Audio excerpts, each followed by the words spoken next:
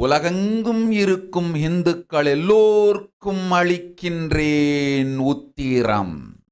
கேட்டு வாழ்ந்தால் உங்கள் வாழ்க்கை பத்திரம். நன்றாய் கேளுங்கள்.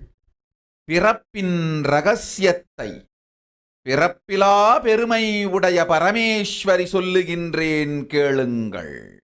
அண்டஜம், யோனிஜம், ஜலஜம், பீஜம் எனும் 4 விதமான பிறவிகளில் 84,000 யோனிகளில் பிறக்கும் பிறப்புகளிலேயே பெருமை வாய்ந்ததும் உத்தமமானதும் மனிதப் பிறவி.